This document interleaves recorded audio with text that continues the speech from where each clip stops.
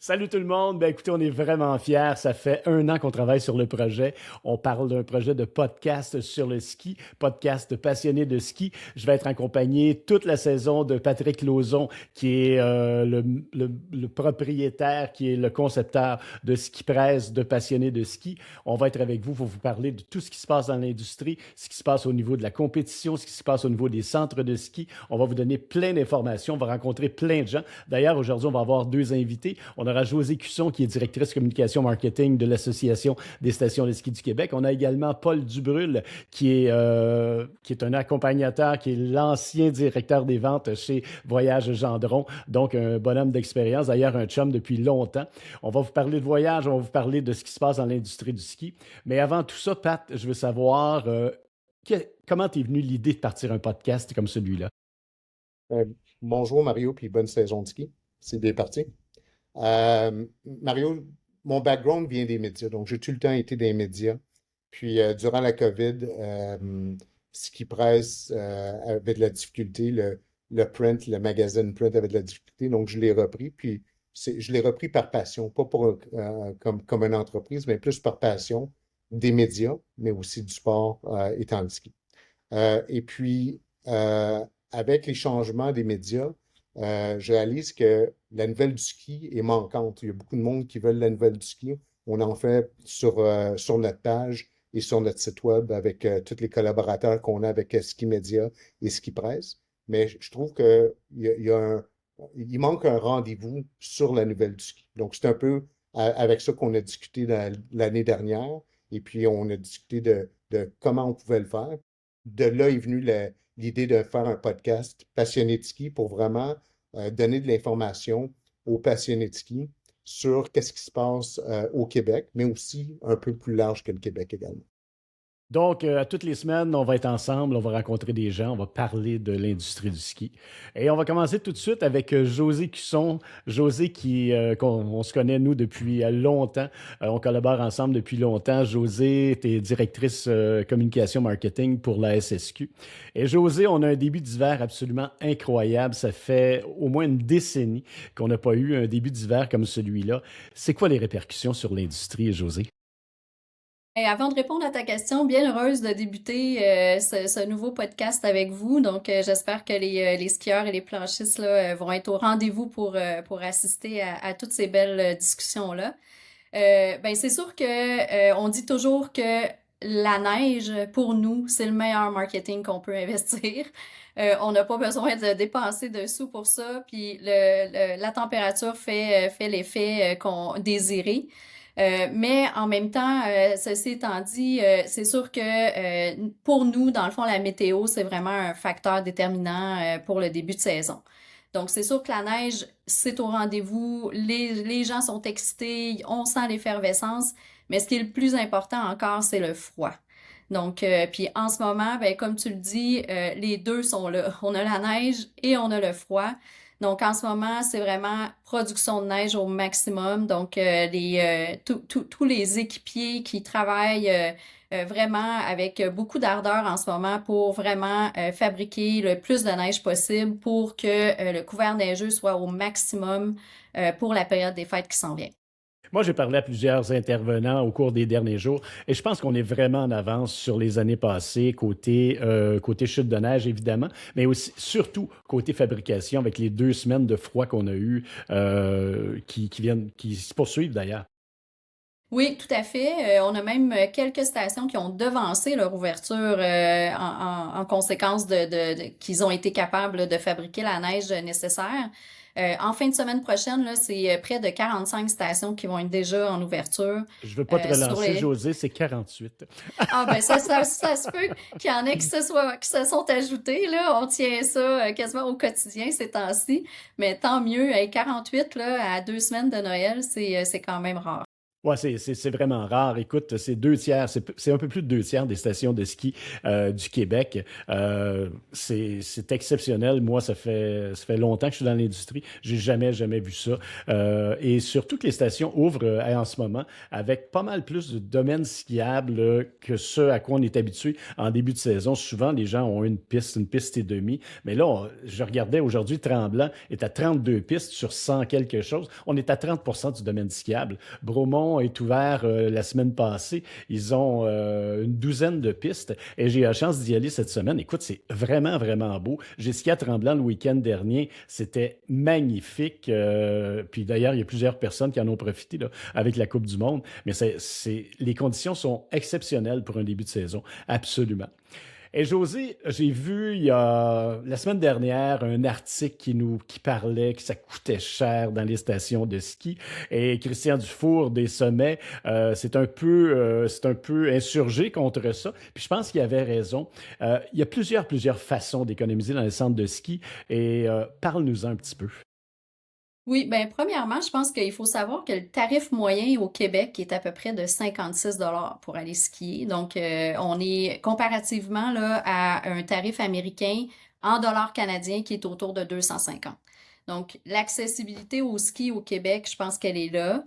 On a plusieurs options, évidemment. Tu sais, ça dépend toujours de quel type de skieur on est. Tu sais, si on préfère skier à une station en particulier, ben la meilleure option, c'est vraiment d'avoir un abonnement de saison.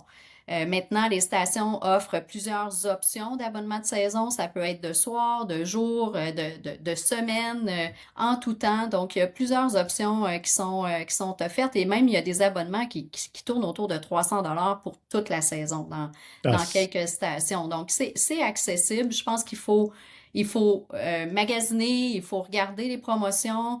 Puis si on aime ben, plus découvrir des stations de ski, pas toujours skier au même endroit, mais c'est sûr que d'arriver le matin même au guichet, c'est sûr qu'on va payer le plein prix à ce moment-là. Donc, c'est toujours de prévoir à l'avance. Et il y a des stations qui offrent maintenant du multi-billet, ça aussi c'est intéressant. Puis du côté de l'association, on a un outil de financement qui nous permet justement d'investir auprès des jeunes du primaire pour les initier au sport de glisse. Puis ce produit-là s'appelle le ski passe-partout. C'est un produit, dans le fond, que les détenteurs peuvent acheter sur notre boutique en ligne. Et ce que ça offre, dans le fond, aux détenteurs, c'est 5 rabais dans chacune des 72 stations de ski du Québec. Donc, c'est plus de 365 rabais qu'on peut utiliser. On va manquer de journées pour utiliser ben les oui. rabais, finalement. Mon Et ticket, puis, ouais, c'est ça, mais en moyenne 120 jours là, d'opération, fait que je suis pas sûre que faut que tu fasses 2 stations par jour, peut-être. Mais c'est ça, ce produit-là, dans le fond, offre 5 rabais par station de ski, 4 30% et un nouveau rabais de 50% à ta 5e visite à la même station. Donc, c'est quand même super intéressant. C'est le seul produit qui t'offre un rabais en tout temps. Il n'y a aucune date de restriction. Donc, c'est bon dans le temps des fêtes, c'est bon à la semaine de relâche. Vraiment, c'est un produit intéressant pour les skieurs. Effectivement, José, c'est un excellent point parce que je me souviens, il y a quelques années, il y avait des périodes de restriction. Tu ne pouvais pas pendant le relâche, tu ne pouvais pas pendant la période des fêtes et ça devenait compliqué à gérer et ça devenait frustrant aussi pour le consommateur là, de devoir gérer ça. Maintenant, c'est tellement plus accessible et je pense que tu n'as pas parlé de coût, là, mais je pense que c'est 55 hein? 99 et puis les gens ont accès également à une option de carte RFID qui vous donne accès, dans le fond, directement aux remontées mécaniques dans 31 stations de ski. Donc, cette option-là coûte 10 C'est la carte RFID Manège et puis vous n'avez plus besoin de passer par la billetterie. Ça, c'est vraiment un avantage quand même important là, quand on fait du ski régulièrement. le monde se Absolument. procure ça où, José? C'est sur la boutique Manège, boutiquemanège.ski. Donc, c'est en ligne disponible en ce moment. Bon cadeau pour le bon Noël. Tout à fait. Si vous avez besoin d'idées pour le bon Noël, c'est une très bonne idée. D'ailleurs, José, je pense que c'est un nombre limité que vous avez, donc les gens ont tout avantage là, à se presser pour se procurer cette passe-là, parce que je pense que quand vous avez atteint votre limite, c'est plus possible de se procurer des passes, hein. Et c'est arrivé à quelques reprises au cours des années. Oui, dans le fond, on a 40 000 unités qu'on peut vendre. On est rendu à près de 30 000 unités présentement. Puis les clients obtiennent, avec l'achat de ce produit-là, ils obtiennent un 50% de rabais chez Sport Expert pour une mise au point de base là, sur leur ski ou leur planche à neige. Donc, c'est vraiment intéressant là, comme produit. José, on a parlé des rabais, on a parlé du début de saison. Maintenant, au niveau des stations, je pense, il y a eu beaucoup d'investissements. Il y a beaucoup d'investissements. On a de l'aide gouvernementale, on a des investissements privés au niveau des stations de ski. Qu'est-ce qui se passe de majeur dans les stations de ski cette année? Bien, cette année, dans le fond, on vient tout juste d'avoir quelques données là, de notre étude économique et financière. C'est 58 millions qui ont été investis par les stations de ski pour la saison en cours. La plupart de ces investissements-là ont été faits au niveau des remontées mécaniques, au niveau de l'amélioration des chalets, rénovation, agrandissement, comme on peut le constater là, du côté de Offord avec leur rénovation majeure du chalet principal. Évidemment, l'ajout là, de l'hôtel du côté de Bromont. L'autre investissement majeur, c'est vraiment du côté de l'amélioration des systèmes d'enneigement.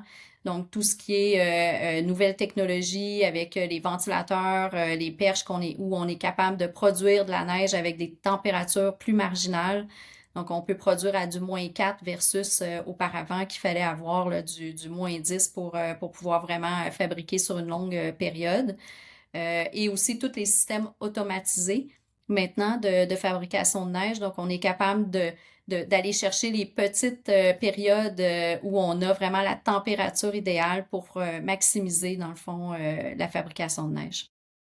José, au au niveau de l'information, tu nous as donné plein d'informations, mais sur le site de manège.ski, je pense que tout ça est là. On a excuse-moi, les conditions de ski. On a toutes les informations concernant les passes.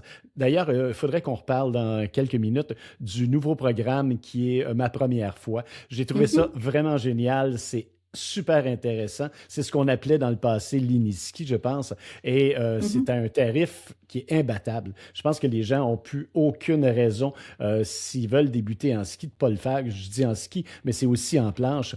C'est un programme fort intéressant. Mais je reviens là. Au niveau de l'information, je pense que tout ça, on est en mesure de le retrouver sur votre site manège.ski. Oui, tout à fait. Tout est là. Les conditions de neige. On a ajouté aussi l'année dernière les webcams des stations de ski. Donc, on est capable de voir en direct les conditions de neige parce que vous savez que souvent, dans les grands centres urbains, on perd la neige durant la saison hivernale. Puis, on se pose la question s'il y a encore de la neige en montagne. Mais vraiment, avec les webcams, on est capable de voir ce qui se passe en direct. Et on a aussi une nouvelle application mobile Manège cette année. Donc, c'est une application mobile qui est gratuite, qu'on peut télécharger du côté iOS ou Android. Et dans le fond, c'est un peu une copie du site Internet, mais on peut acheter via cette application mobile-là nos billets de ski, les avoir directement dans notre portefeuille électronique, arriver à la station, puis on présente notre billet directement là, à la billetterie. Donc, ça, c'est vraiment un ajout important cette année, là. C'est une contribution, un financement qu'on a obtenu du côté d'une subvention par le ministère du Tourisme. Excellent. Et si on revenait justement au programme Ma première fois, parle-nous de ça, explique-nous ça en détail. Je pense que ça va intéresser plein de gens. Et puis d'ailleurs, on parlait d'un cadeau à période des fêtes pour ceux et celles qui n'ont jamais eu la chance de faire du ski, de faire du snow. Je pense que c'est tellement un beau cadeau. C'est d'apporter la possibilité de découvrir un sport qui est bon pour la santé, qui est bon pour la famille, c'est un sport qui se pratique en famille beaucoup plus que n'importe quel autre sport. Je jasais avec des gens cette semaine et ils me disaient, j'ai bien hâte d'aller patiner. J'ai dit, pourquoi tu fais pas de ski? Ben, il dit, je sais pas trop. J'ai dit, tu vas aller patiner, tu vas patiner 1 heure, tu vas rentrer, tu vas être gelé, tu vas t'en retourner chez vous. En ski, tu vas passer la journée avec ta famille. Puis, je pense que c'est tellement un sport qui est à découvrir, là. C'est vrai qu'on est Oui, passionné peut-être un peu. juste un peu. Vous savez, à l'association, puis aussi pour nos membres, l'accessibilité puis la découverte des sports de glisse, c'est vraiment une priorité pour nous. On met les efforts, on travaille avec nos membres pour ce programme-là qui s'appelle le Forfait Ma Première Fois. Et plus de 40 stations de ski qui participent. Et ce forfait-là, dans le fond, il est à moins de 30 dollars. Donc, pour 30 dollars, vous avez une leçon de 60 minutes de groupe, la location d'équipement incluant le casque, l'accès à la zone d'apprentissage. Et en plus, vous avez une deuxième visite où vous avez la location d'équipement et également l'accès à la zone d'apprentissage pour aller pratiquer ce que vous avez appris avec votre moniteur. Donc, pour 30 dollars, il n'y a aucune raison de ne pas essayer le ski cet hiver. C'est vraiment une belle opportunité. Soit comme, tu sais, probablement que ce podcast-là va être écouté par beaucoup d'ambassadeurs de ski. Je pense que ça serait vraiment une bonne idée que chacun de ces ambassadeurs-là puisse initier quelqu'un dans son entourage avec ce forfait-là. Vraiment, c'est toute une opportunité qui est vraiment peu coûteuse. Ouais, puis encore une fois, je le répète, ça peut être un très, très beau cadeau de Mhm. Noël. José, en terminant, tu as autre chose à nous préciser. Je sais que la saison est jeune. Et c'est une saison qui s'annonce vraiment fantastique. Je regardais du côté des boutiques. Je suis passé en boutique cette semaine. Écoutez, les ventes, ça va. Les gens qui veulent se procurer d'ailleurs des équipements, là, c'est le temps de le faire parce qu'il y a Mhm. déjà des ruptures de stock dans plusieurs boutiques. Donc, c'est un départ sur les chapeaux de roue en ce moment-là.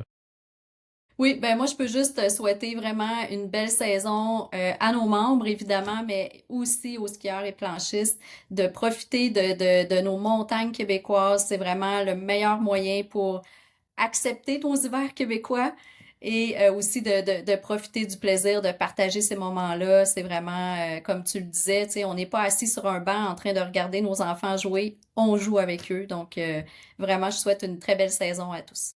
José, merci infiniment. On va sûrement se reparler au cours de la saison. Si tu as quoi que ce soit, tu nous reviens. Et puis, d'ici là, ben, je te souhaite de joyeuses fêtes à toi et à ta famille également. Mais merci beaucoup à vous autres Salut aussi. Merci, José, merci d'avoir été là. merci José. Patrick, Qu'est-ce que tu recommandes pour la fin de semaine qui s'en vient? Moi, ça? Oui, en frais de ski. Mon Dieu, en fait de stations à fréquenter ou Ouais. la Qu'est-ce qui se question est passe? grande?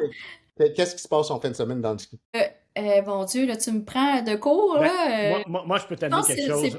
oui, c'est ça, c'est pas le C'est le 24 heures 20 en fin de c'est le semaine. 25 c'est le 25e anniversaire des 24 C'est- heures de Tremblant. Écoutez, le Oui, 24 heures de Tremblant qui a donné des millions de dollars, qui a remis des millions de dollars via l'association de Tremblant, là. Cha- C'est oui, la la, Fondation Charles la Bruno. fondation, c'est ça, exactement, la fondation. Je cherchais le nom.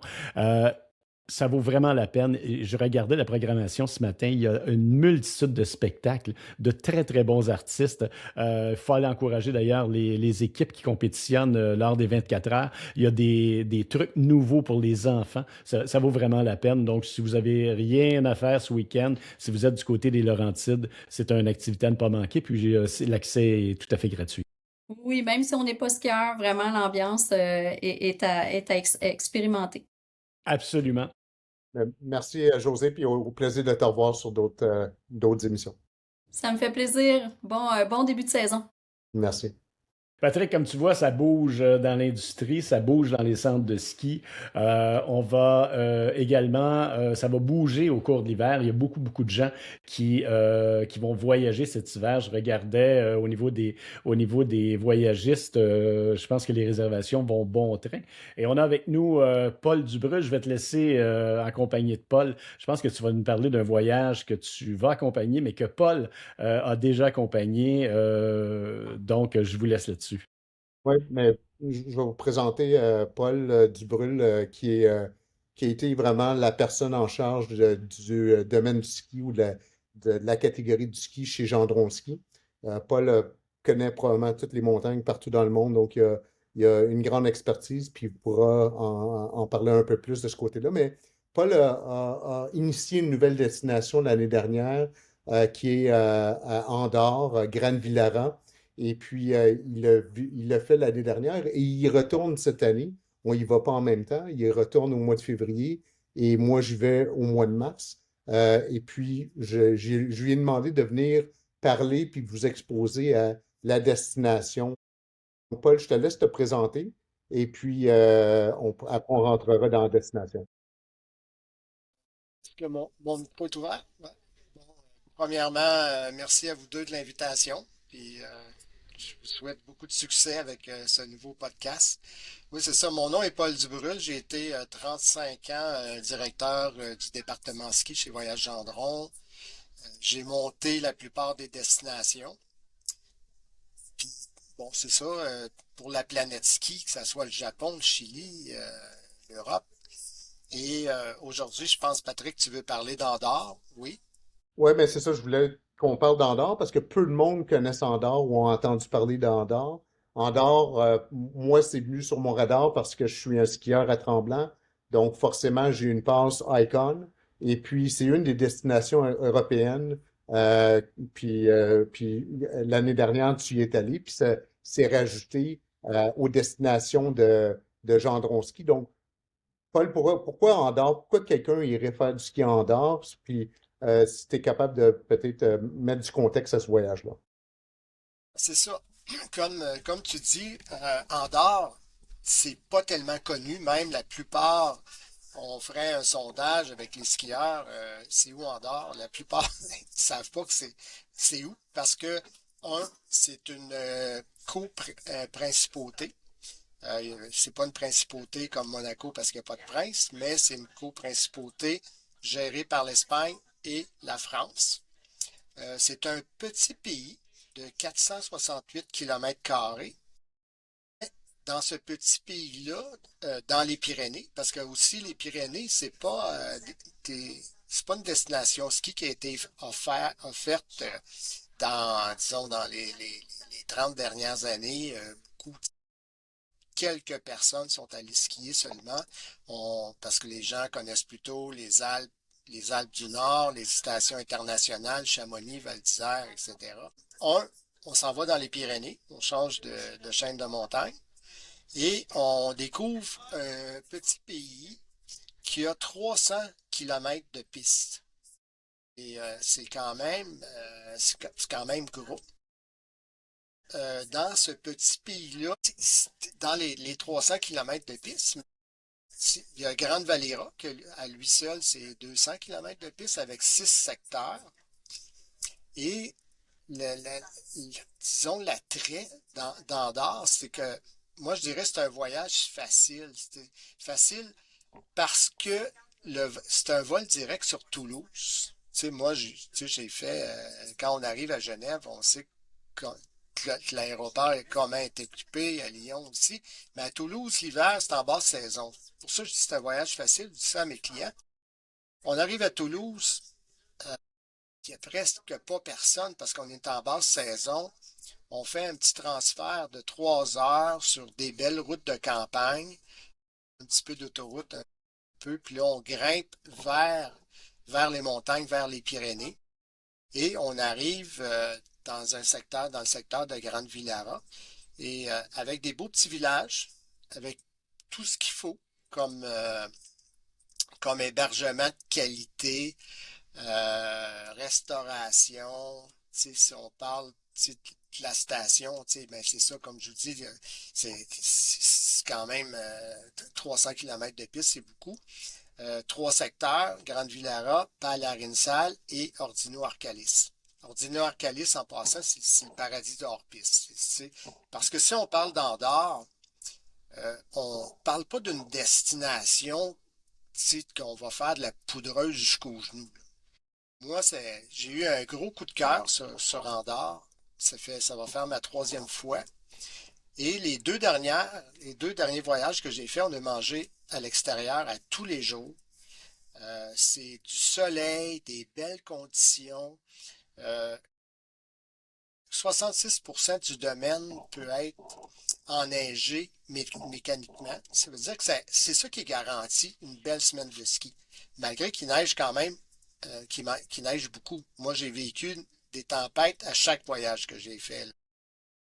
Puis, les infrastructures, qualité d'hébergement, aussi Andorre, parce qu'Andorre, il faut penser, quand on parle de principauté, souvent on parle de ben, des fois, ils veulent pas qu'on dise paradis fiscal, ils parlent d'une fiscalité allégée. C'est-à-dire que la taxe est de 4% seulement. Fait que moi, les hôtels que je réserve là-bas, les billets de ski, on paye seulement 4%. Ça fait que je dirais que dans le moment, c'est peut-être le meilleur rapport qualité-prix pour un voyage de ski en Europe. Puis, OK, on parle pas d'une méga station comme les Trois-Vallées ou Tignes-Val d'Isère, mais on parle d'une station de dimension, je dirais, le fun pour un séjour de ski où on peut naviguer travers tout ce domaine-là assez facilement. Tu sais, après 2 jours, là, on est correct, on s'oriente sur les 6 secteurs de la montagne. Il y en a 7, mais il y en a un qu'on oublie parce qu'il est plus petit. Mais disons, les six principaux, c'est facile de naviguer. Il y a 60 restaurants, il y a 60 points de restauration en montagne, des terrasses. C'est vraiment une belle grandeur pour un voyage de ski d'une semaine ou même peut-être 2, là, mais c'est Est-ce que vraiment tu dirais agréable. tu dirais-tu que c'est une destination qui est en train de se faire connaître, de se développer? Parce que je sais que le Free Ride World Tour, où ce que Justine Dufour-Lapointe compétitionne, va se passer à Andorre cette année. Donc, est-ce que c'est une destination qui commence à prendre de la Ben, notoriété? ben, je pense que oui. Je pense que là, on commence à la faire connaître au Québec aussi. Euh, des Québécois. La, nous autres, Andorre, les ventes augmentent à chaque année.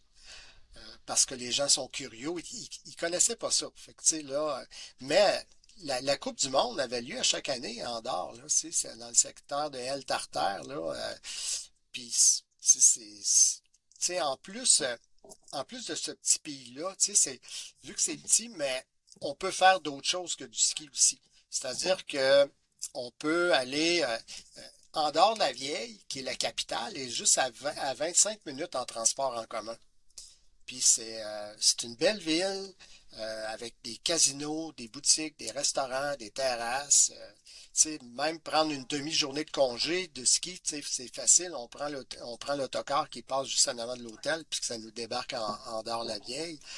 Il y a un immense spa en Dore-la-Vieille qui s'appelle le Caldea.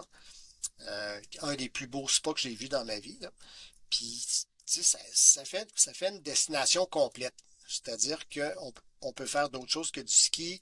Il y a de la tyrolienne, il y a genre de luge, tu sais, il y a toutes sortes de trucs, mais au départ, le ski, je vous le dis, le ski, là, il est vraiment génial.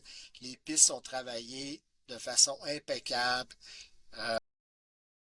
Il y a même des restaurants étoilés en dehors. Il y a plein de petits coins de fun à découvrir. Paul, tu sais que je vais le 5 mars. Donc, c'est quoi les 3 recommandations que tu me donnerais quand je vais être là avec mon groupe? Puis je sais que tu y vas au mois de février. Donc, qu'est-ce que tu me recommanderais à ne pas manquer? À ne pas manquer, qu'est-ce qui est le fun de, de la manière qu'on l'a monté un peu, c'est que oui, on fait Grande Valira 5 jours, mais on fait Ordino Arcalis, comme je disais, qui est le paradis du hors-piste. On n'est pas obligé d'en faire, là. Mais Je vais en Ordino, faire. c'est vraiment... Là, on monte encore plus en altitude à Ordino. Puis, même si le domaine skiable n'est pas si grand que ça, mais il est vraiment, vraiment beau. Les paysages incroyables. Il y a même une grotte, j'emmène les clients visiter une grotte qu'ils ont fait dans le temps de la guerre, qui passait d'Andorre jusqu'en France, là. Il y a plein de petits trucs, mais tu sais, je dirais, bon, le contexte, c'est au niveau parce que ça parle catalan, OK? Ça parle catalan, une grosse influence espagnole, aussi française. La nourriture est excellente. Il y a des mets locaux là, incroyables. Puis tout ça, là, tu sais, de découvrir ces petits villages-là, tu sais, c'est tous les 6 secteurs de Andorre. Puis aussi, il y a à El Tartaire, il y a une place qui s'appelle La Barcette. La barcette, c'est un genre de folie douce, là, pour ceux qui Oui. connaissent la folie douce, qui s'est installée un peu partout en France, là. Mais c'est leur folie douce à eux autres. C'est peut-être un peu plus chic, là, plus J'ai vu des photos. tout le décor et tout ça, c'est vraiment à ne pas manquer. On peut y aller soit après la journée de ski ou même aller là en ski. L'année passée, on est allé 2 fois, puis on est allé en ski, puis on est revenu en autobus pour 7 heures, pour le souper de 7 heures, là, puis, Pour ceux, pour ceux et celles qui ne connaissent pas la folie douce ou ce que tu dis là, c'est l'ultime après-ski. ouais. Faut voir ça. Il y a des DJ, il y a des danseurs, des danseuses, il y a de la musique live. C'est vraiment incroyable. Puis évidemment, avec l'euphorie là, de cette foule-là qui se rassemble après le ski, ça vaut la peine d'être vécu au moins une fois dans sa vie si vous êtes skieur. Puis à Val thorens, c'est dangereux parce qu'il est encore en altitude. Donc, quand tu sors de Folie Douce, faut que tu fasses attention en descendant avec les skieurs parce qu'il y en a qui sont Ils sont avancés, hein? C'est une destination complète. Tu fais du beau ski, tu as un vol direct sur Toulouse. euh, c'est pas, la qualité d'hébergement, il y en a pour tous les goûts. C'est une destination qu'on va offrir, que là, on commence à offrir en individuel, pas juste en groupe. On a quand même quelques clients qui y vont, qui choisissent leur date puis qui partent. Paul, tu dis que, excuse-moi Patrick, Paul, tu dis que ça s'adresse à tout le monde. C'est un centre de ski où autant les intermédiaires que les avancés vont y trouver leur compte, j'imagine. Exactement. C'est comme je disais tantôt. Tu sais, si un client me parle et qui veut faire du ski costaud, puis qui veut se faire peur, puis qui veut skier dans la poudreuse, on va l'envoyer à Revelstoke. Mais en dehors, je verrais ça un peu comme l'Italie. Tu sais, on offre les Dolomites, on offre Val Gardena en Italie, où le ski est excellent. C'est vraiment, il y en a pour tous les coups. Il y a des pistes, des pistes vertes, des pistes rouges, des pistes noires. Il y a aussi du hors-piste. Il y a un peu de hors-piste à faire. Tu sais, ça s'adresse à tout le monde. Je dirais que c'est un grand domaine intermédiaire avancé. Paul, Un peu Sun Peak Ouais, européen. exactement. Et on sait que, bon, la clientèle, des fois, plus jeune, ils recherchaient les défis comme dans les skis en Utah, puis tout ça, puis à un moment donné, on s'assagit un peu en vieillissant. Ça fait qu'est-ce qu'on veut? On veut du beau ski. Si on skie au soleil, c'est encore mieux. Si on peut dîner dehors, tu sais, c'est tous des petits plus qui fait que c'est vraiment une belle destination. Paul, je l'ai mentionné plus tôt, c'est une destination icon. Donc, quand quelqu'un fait Oui, le voyage avec exactement. Gendron, c'est quoi leur bénéfice d'avoir leur passe icon déjà? Parce qu'au Québec maintenant, il y a Tremblant évidemment, il y a le Massif qui est icon, donc il y a plusieurs détenteurs de passe icon. Ouais, ça, c'est un bon point, Patrick, ce que tu dis pour la passe Icon. Quelqu'un qui a sa passe Icon, il a droit à 5 jours, 5 jours à Grande Valira, tout le domaine skiable. Et nous, ce qu'on fait, c'est qu'on fait un rabais sur la passe de ski. Ça fait que ça fait déjà une économie quand même. Le client, il économise un 500 $ là, tu sais, en partant sur son voyage. Il peut maximiser justement sa passe Icon. C'est vraiment un gros plus. Puis aussi, un point là, que j'ai oublié de parler, c'est qu'il n'y a pas de foule. Tu sais, on skie loin de la foule. Là. Tu sais, il n'y a pas d'attente aux remontées mécaniques. Tu sais, ça, c'est vraiment, vraiment le fun. Tu vas le découvrir en mars, là, mais Mhm. tu sais, ça aussi, là, c'est vu. Ben, pas que c'est moins connu, mais c'est quand même assez loin. Ben, assez loin de Toulouse, assez loin de Barcelone. Ça fait que, tu sais, il n'y a pas beaucoup de monde qui vont, disons, pour une journée, ils vont y aller pour une semaine. C'est une Mais, destination. ouais, c'est une destination. Tu sais, c'est pas une destination de one day. OK, ben c'est bon à savoir. Ben, Paul, je te remercie. Paul, avec toute ton expertise de plus de 30 ans dans le ski, j'espère qu'on va pouvoir te réinviter ou inviter des experts dans le groupe Ça de va Voyage toujours me Ski. faire plaisir. C'est ce que j'aime le plus faire dans la vie, c'est faire du ski puis parler de ski.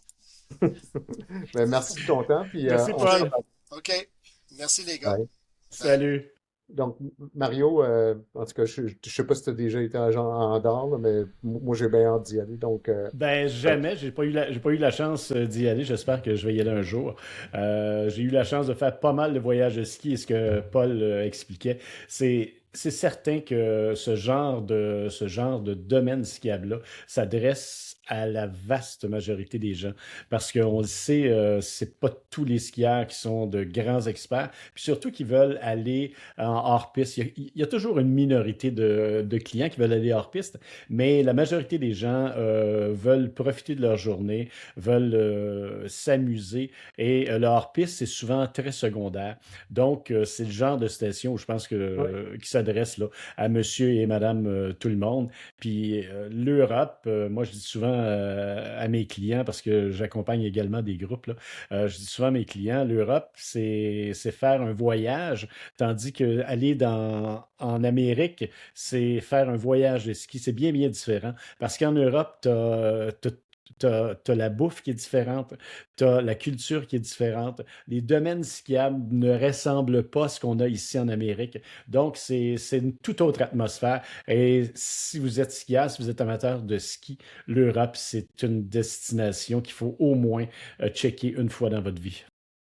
Absolument. Tu sais, et puis, comme tu mentionnes, chaque région est différente, donc Absolument. c'est riche comme expérience. Donc, l'année dernière, Absolument. j'étais à Zermatt, puis là, cette année, à Andorre. Toi, je pense que tu vas à Val Thorens cette année ou... Non, je vais voyons, je vais te le dire, aux deux Alpes et je vais également à Pragelato en Italie. Donc, c'est deux destinations fort intéressantes. Du côté de Pragelato, j'y vais au Club Med et du côté des deux Alpes, j'y vais dans un club Bellambra. Donc, c'est deux options fort intéressantes. C'est deux domaines skiables à découvrir également. C'est de toute façon, tous les domaines skiables en Europe, à mon avis, sont à découvrir. Tu sais, on n'a pas parlé du nombre de remontées, mais pour les gens qui ont jamais fait l'Europe, là, des domaines skiables avec 180, avec 230 remontées mécaniques, c'est pas rare, là. C'est la plupart de ces grandes stations-là ont ces infrastructures-là. Donc, c'est tout autre chose. Regarde, on va en parler au travers des différentes émissions, de différentes destinations pour bien informer les passionnés de ski. Et puis, on va couvrir les destinations locales autant qu'internationales. Mario, qu'est-ce que tu fais en fin de semaine ou qu'est-ce que... tu sais, dans les nouvelles cette semaine, puis on a un post sur notre page Facebook qui parle du Club Med à Tremblant. Il y a beaucoup de monde qui sont contents, il y a beaucoup de monde qui sont mécontents. Donc, toi, qu'est-ce que tu en penses? Ben, écoute, je suis allé voir sur les réseaux sociaux un peu ce que les gens, la réflexion des gens. Et j'ai trouvé ça un petit peu drôle, dans le sens où les gens disaient, le Club Med, il y a déjà assez de monde à Tremblant et tout ça. Moi, je pense le contraire, parce que de un, le Club Med, c'est 300 clients, peut-être 400 clients. C'est pas 400 personnes qui vont faire la différence à Tremblant sur semaine. La fin de semaine, il y a déjà une grosse affluence. 400 personnes de plus, est-ce que ça va changer quelque chose? Je suis pas certain, mais il y a une chose que je suis certain, c'est qu'avec l'avenue du Club Med, que les gens de Tremblant vont augmenter le domaine skiable, vont avoir des nouvelles remontées. Ça va amener des investissements qui vont justifier, je pense, l'avenue du Club Med et qui vont permettre justement de faire ces investissements-là. Parce qu'on le sait, les centres de ski, c'est pas l'industrie la plus rentable au monde et ça demande souvent de grands investissements. Tu sais, on parle d'un BR400, on parle maintenant de 500 000 dollars. Les canons à neige, c'est des dizaines, des centaines de milliers de dollars. Une remontée mécanique, 10 millions, c'est pas rare, là. Donc, ils ont besoin d'amener plus de gens pour être capables de développer davantage. Et je pense que c'est ça qui se passe actuellement du côté de Mont-Tremblant. On l'a vu avec le massif, le Club Med s'est installé au massif. Ça n'a absolument rien changé au niveau de l'achalandage. C'est 300 personnes de plus. Tout ce que ça fait, c'est que ça amène de l'argent de plus dans la région, ce qui est bon pour tout le monde. Ça fait travailler des gens et ça amène de l'eau au moulin, là. À part ça, ben écoute, Je suis un on peu le disait. d'accord avec toi. Ouais. Je suis un peu d'accord avec toi, mais je vais peut-être, peut-être un peu plus d'informations parce que je suis à Tremblant régulièrement. C'est 300 chambres, donc c'est entre 300 et 600 personnes de plus par semaine. Le samedi n'est pas nécessairement affecté parce que les clubs med, le monde voyage et transfère de chambres le samedi et dimanche.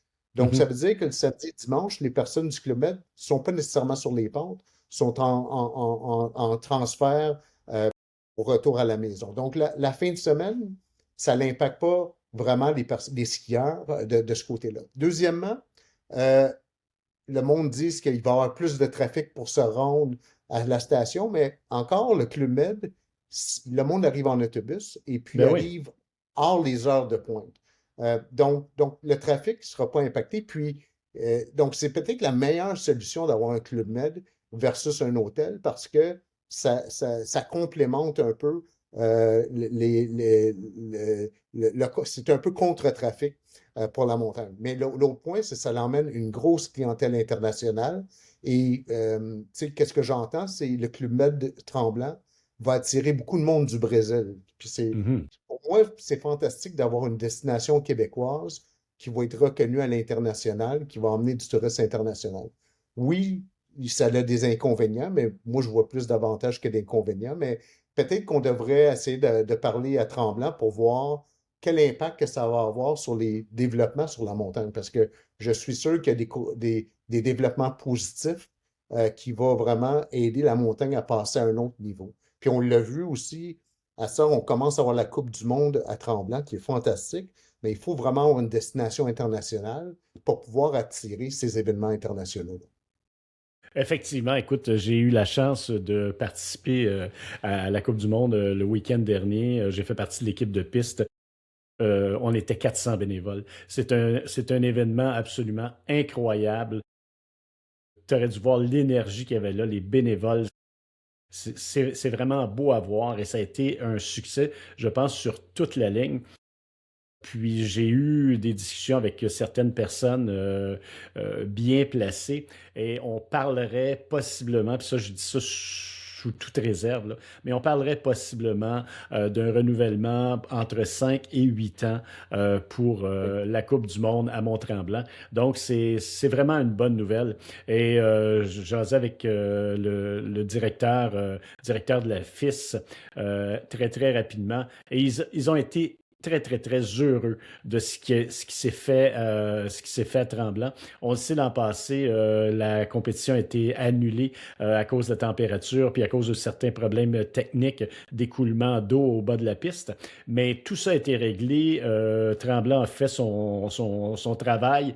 L'équipe de Tremblant ont livré une piste et des conditions absolument incroyables. Les coureurs, pas les coureurs, mais les coureuses étaient très heureuses. Je pense que ça a été un succès sur toute la ligne. Et tu me demandais ce que j'allais faire ce week-end. Écoute, il neige à plein ciel. Ils annoncent entre 10 et 20 centimètres de neige. C'est sûr que je vais être sur la côte en quelque part. Probablement du côté de Sutton et Bromont là, ce week-end. C'est tout près de chez moi. Donc, je vais aller faire un tour là, ce week-end. Ben, moi, j'étais à la Coupe du Monde, puis j'ai vu Valérie Grenier, la résidente locale de Tremblant, gagner. Puis c'était vraiment incroyable de voir l'ambiance, comme tu as mentionné, c'était vraiment professionnel, c'est world class, comme on dirait en anglais. Donc, j'étais content de voir ça. Mais je vais être de retour à Tremblant. Je suis à Tremblant pas mal à toutes les fins de semaine, puis j'ai bien hâte de vivre le 24 heures, le 25e anniversaire. J'étais là depuis le premier 24 heures avec Jacques Villeneuve dans le temps. Donc, j'ai bien hâte de Ça te vivre le rajeunit, 25. Patrick? C'est quoi? Ça te Ah, rajeunit? c'était quand j'étais petit. Hey Mario, j'ai hâte de continuer les conversations puis les rencontres qu'on va avoir. Puis j'invite le monde à nous faire des suggestions sur qu'est-ce qu'ils aimeraient qu'on couvre, quelles personnes qu'on devrait emmener sur le podcast pour vraiment faire vivre la passion du ski aux skieurs du Québec, mais aussi bien les informer. Patrick, merci beaucoup. Ça a été une première, ça a été une belle expérience. On va être là toutes les semaines, tout au cours de l'hiver. Comme tu le disais, on va avoir des invités de tous les domaines. On va avoir des équipementiers, on va avoir des gens de station de ski, des gens de voyage. On va essayer de vous informer là, le plus et de nous informer également le plus possible de ce qui se passe là, dans l'industrie du ski. Fait qu'on se donne rendez-vous toutes les semaines. Patrick, à la semaine prochaine. À Salut. la semaine prochaine, bon week-end.